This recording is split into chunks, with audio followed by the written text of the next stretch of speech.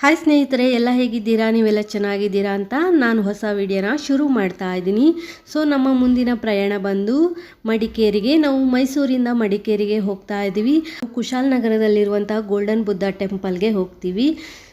ಇದರ ಅಡ್ರೆಸ್ ಬಂದು golden Buddha temple ಬಂದು ಮೈಸೂರು ಜಿಲ್ಲೆಗೆ ಸೇರಿರುವಂಥದ್ದು. ಮೈಸೂರು ಜಿಲ್ಲೆ ಪಿರಿಯಾಪಟ್ಟಣಕ್ಕೆ ಸೇರಿರುವಂಥದ್ದು ಬೈಲುಕೊಪ್ಪೆ ಅನ್ನುವ ಗ್ರಾಮದಲ್ಲಿದೆ. ಆದರೆ ಕುಶಾಲನಗರಕ್ಕೆ ಇದು 3 ಕಿಲೋಮೀಟರ್ ಹತ್ತಿರ ಇರೋದ್ರಿಂದ ಕುಶಾಲನಗರ ಗೋಲ್ಡನ್ ಟೆಂಪಲ್ ಅಂತಲೇ ಹೆಸರುವಾಸಿಯಾಗಿದೆ. ಈ ಸ್ಥಳ ತುಂಬ ಚೆನ್ನಾಗಿದೆ. ಕರ್ನಾಟಕದಲ್ಲಿರುವಂತಹ ಟಿಬೇಟಿಯನ್ ಮಾನ್ಸ್ಟ್ರಿ.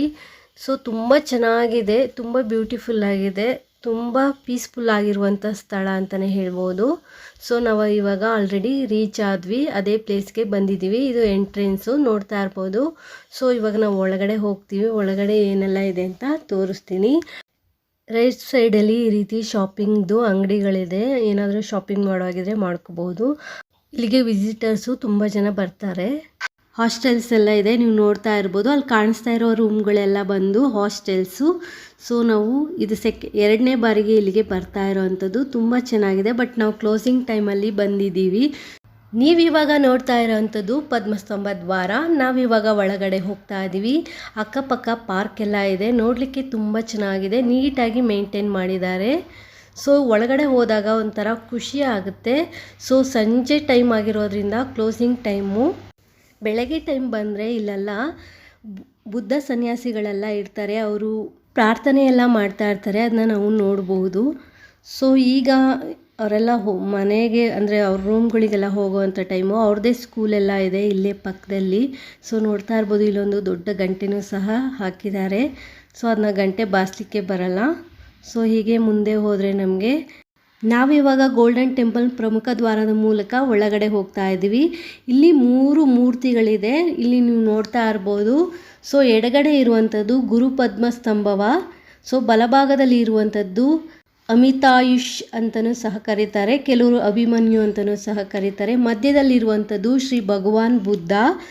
ಭಗವಾನ್ ಬುದ್ಧ ಒಂದು 60 ಅಡಿ ಇದೆ. ಅಕ್ಕಪಕ್ಕ ಇರುವಂತಹ ಮೂರ್ತಿಗಳು 58 ಅಡಿ ಎತ್ತರ ಇದೆ. ನೀವು ನೋಡ್ತಾ ಇರ್ಬೋದು ಎಷ್ಟು ಚೆನ್ನಾಗಿದೆ ಅಂತ ಹೇಳಿ.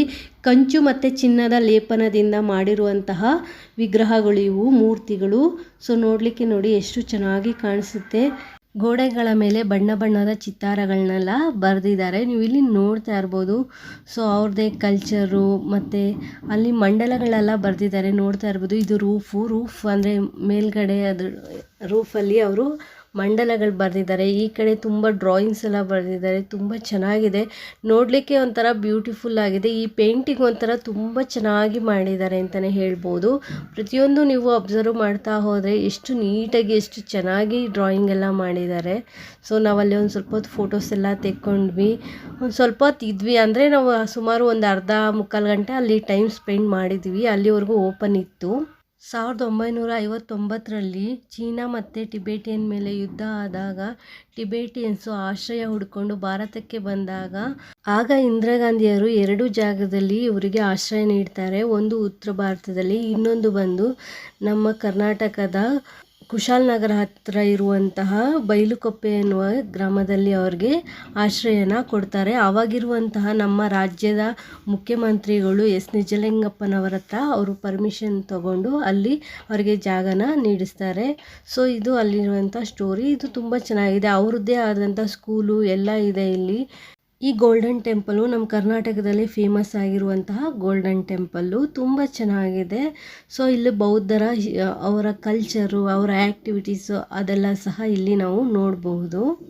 ಅವರ ಸಂಸ್ಕೃತಿ, ಹಾಗೆ ಅವರ ಊಟ ತಿಂಡಿ ಪಾಠ ಅದರ ಎಲ್ಲದನ್ನು ಸಹ ನಾವಿಲ್ಲಿ ತಿಳ್ಕೋಬಹುದು. ಡೇ ಟೈಮಲ್ಲಿ ಬಂದರೆ ಅವರೆಲ್ಲ ಪ್ರೇಯರೆಲ್ಲ ಮಾಡ್ತಾ ಇರ್ತಾರೆ, ಅವೆಲ್ಲ ನಾವು ನೋಡಬಹುದು. ನೋಡ್ತಾ ಇರ್ಬೋದು ನೈಟು ಅಂದರೆ ಈವ್ನಿಂಗ್ ಮೂಡೋದು ಹೇಗೆ ಕಾಣಿಸ್ತಾ ಇದೆ ಅಂತ. ಈವ್ನಿಂಗ್ ಟೈಮಲ್ಲಿ ಇಲ್ಲಿ ಬರೋರೆಲ್ಲ ಫೋಟೋಶೂಟ್ ಎಲ್ಲ ಮಾಡ್ಕೊಳ್ತಾ ಇದ್ದಾರೆ, ಫೋಟೋಸ್ ಎಲ್ಲ ತೆಕ್ಕೊಳ್ತಾ ಇದ್ದಾರೆ. ತುಂಬ ಚೆನ್ನಾಗಿದೆ, ನಮಗೇನೋ ಇಷ್ಟ ಆಯಿತು. ಹಾಗೆ ಇಲ್ಲಿರುವಂಥ ಮಂಕ್ಗಳು ಅವರು ಪ್ರೇಯರೆಲ್ಲ ಮಾಡ್ತಾ ಇರ್ತಾರೆ, ಹಾಗೆ ಅಲ್ಲೆಲ್ಲ ಓಡಾಡ್ತಾ ಇದ್ರು. ಅವ್ರದ್ದೇ ಆದಂಥ ಸ್ಕೂಲ್ಗಳೆಲ್ಲ ಇದೆ ಇಲ್ಲಿ. ಅವ್ರು ಪ್ರತಿಯೊಬ್ಬರು ಮನೆಯಿಂದನೂ ಒಬ್ಬೊಬ್ಬರು ಮಂಕು ಬರಲೇಬೇಕಂತೆ, ಹೆಣ್ಮಕ್ಳಾಗಲಿ ಗಂಡು ಮಕ್ಕಳಾಗಲಿ. ಅವರು ಒಬ್ಬರಾದರೂ ಇಲ್ಲಿ ಸನ್ಯಾಸತ್ವ ತಗೊಳ್ಳೇಬೇಕಂತೆ. ಸೊ ಇಲ್ಲಿನ ಅವರ ರೂಲ್ಸ್ ಅದು. ಇಲ್ಲೆಲ್ಲ ನೋಡಿಕೊಂಡು ಫೋಟೋಸ್ ಎಲ್ಲ ತೆಕ್ಕೊಂಡು ನಂತರ ನಾವು ಹೊರಗಡೆ ಹೋದ್ವಿ. ಸೊ ಇಲ್ಲಿ ಅವ್ರದ್ದು ಟಿಬೇಟಿಯನ್ ಕಲ್ಚರ್ ಏನಿತ್ತು ಅದನ್ನ ಇಲ್ಲಿ ಒಂದು ಮಾಡಿ ಇಟ್ಟಿದ್ದಾರೆ. ಟಿಬೇಟಿಯನ್ ಅಲ್ಲಿ ಅವರ ಲೈಫ್ ಸ್ಟೈಲ್ ಹೇಗಿತ್ತು ಅನ್ನೋದನ್ನು ಒಂದು ಸ್ವಲ್ಪ ಮಾಡಿ ಇಟ್ಟಿದ್ದಾರೆ ಜನಗಳಿಗೆ ಗೊತ್ತಾಗಲಿ ಅಂತ. ಇದಾದ ನಂತರ ಇಲ್ಲಿ ದೀಪಗಳನ್ನೆಲ್ಲ ಹಚ್ಚಿದ್ದಾರೆ. ಈ ದೀಪಗಳನ್ನ ಹಚ್ಚಲಿಕ್ಕೆ ಒಂದು ಕಾರಣವೂ ಸಹ ಇದೆ.